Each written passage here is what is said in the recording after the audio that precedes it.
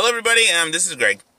Yeah, you know that. But anyway, so I wanted to talk to you today about the future and how the future works in terms of life and how things are regarding life itself. One of the things I wanted to say was the future is something that's not given to us.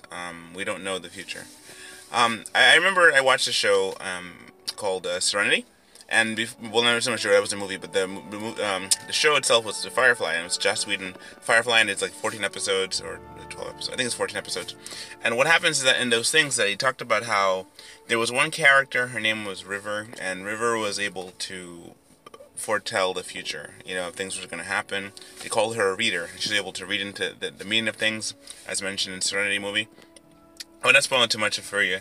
One of the things that I just wanted to share about that was, she was able to anticipate. Like, if you know the future, you can anticipate things that are going to happen before they happen. And so because of that, you actually have an advantage over the people who are stuck in temporal time. Now, what does this have to do with anything? Why am I talking about this? Well, I was looking at a passage of scripture in Job. And Job chapter 1 and verse 1, it talks about Job and who he is. And I'll skip right to the meat and potatoes, what I want to share with you. It goes... In Job chapter 1, verse 6, it says, "Now there was a day when the sons of God came to present themselves before the Lord, and Satan came also amongst them." 7, "And the Lord said unto Satan, Whence comest thou? Then Satan answered the Lord and said, From going to and fro in the earth, and from walking up and down in it. And the Lord said unto Satan, Hast thou considered my servant Job? And there is none like him in the earth, a perfect and upright man, one that feareth God and escheweth evil," which means that he stays away from evil.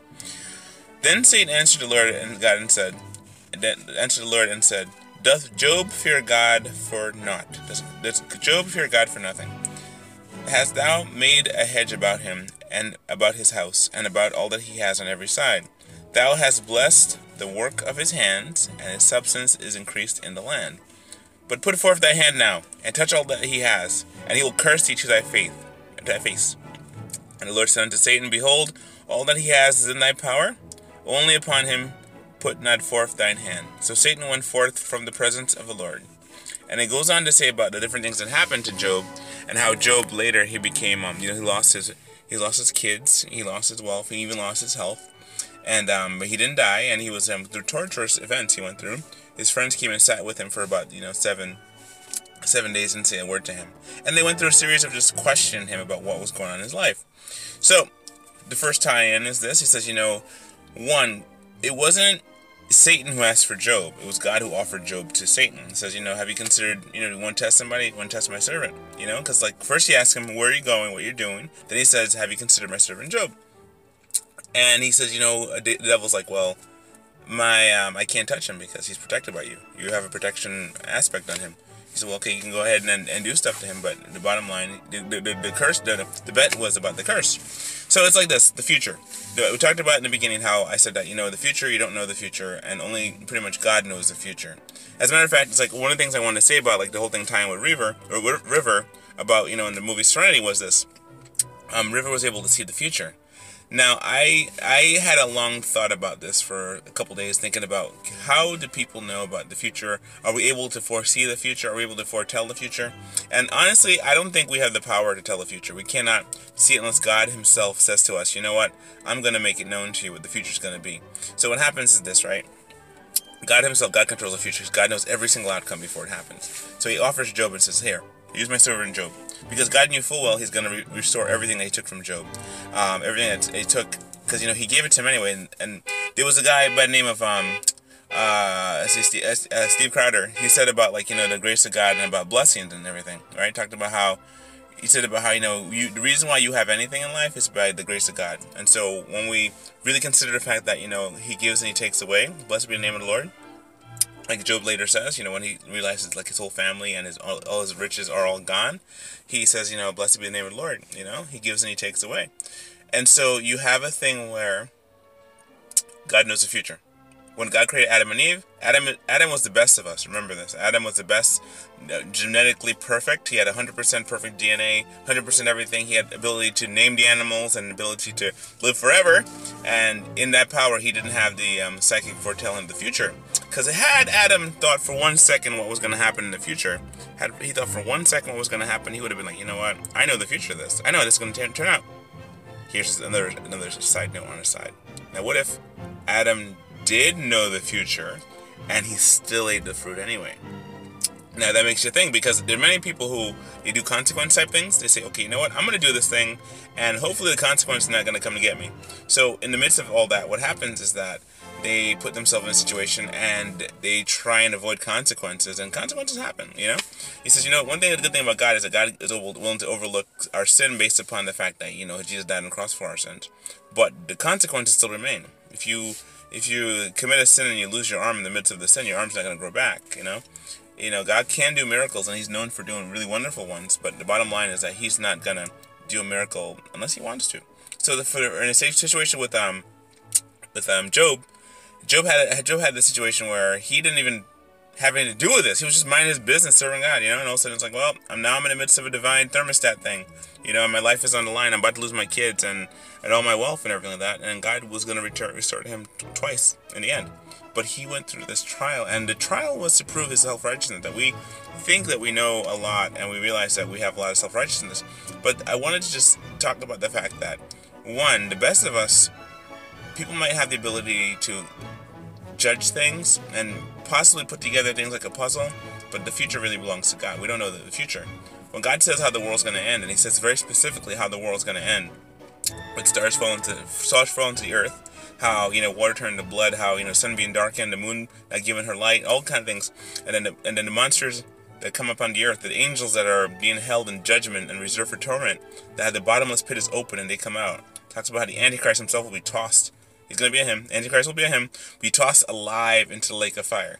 So you have all these different things that are like, you have to really kind of say, okay, you know what? Knowledge is a lot of information. Here's another thought too, by the way. I want to just say, you have a scenario, I keep saying scenario, you have a situation and you have a opportunity where you have this thing where, good, I lost my train of thought. I tried to change my word and I lost my train of thought. It was like, goodness, knowledge shall increase. Oh, yeah, information. There's a way where you can overwhelm people with so much information that they can't think straight. It's like, I remember I used to talk to people, and people say I speak really quickly. You know, I grew up with my mom spoke really fast. Anyway, so we always try to get your point across as quick as you can. But one of the things I want to just say real quick is this: you can overwhelm with information as well as overwhelm with no information. For example, if I leave something out, I'm doing an omission. But if I tell you everything to the point where you're just overwhelmed, I've told you everything, you know?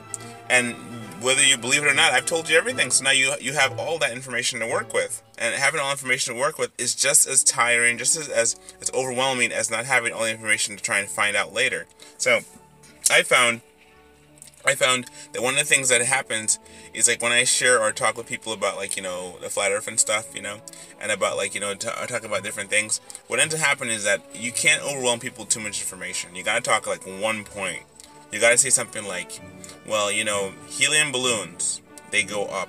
You know, bubbles, they rise above the medium. They rise up to. They have density and they have buoyancy. And because of that, we realize that there's no motion to the earth. The balloon will always rise, the bubbles will always rise to the surface, and it will always pop at a certain height.